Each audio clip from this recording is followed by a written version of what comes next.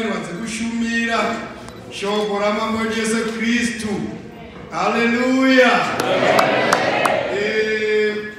Shoko raMwari pane imwe nguva richiparidzwa mubhuku yaMark chapter 5 rinotaura rero kuti Jesu Kristu akanga achiparidza ndokubva asangana ne2 demon possessed people. Zvangu tichazakura kubva kuna guest preacher wedu ndezvekuti madhimoni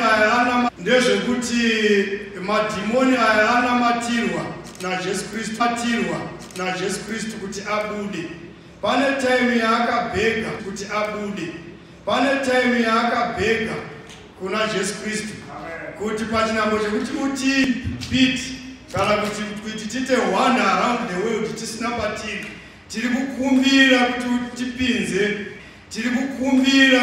tipinze munguruve dzakadziri padhuze. Apo ndechekuti there is something chatinofanira kuziva nenyaya yegehena kana kuti ngatinoti hell. Kana madhimoni variwo maagents asatani akaramba kupinda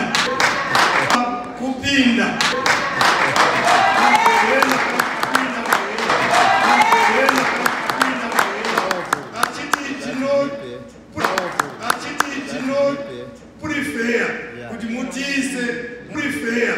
mutiise mu living thing. Isus tovala kutora that one is a living testimony. Isus there is something which is very bad. Kana dangerous nechinhu chinoti gehena.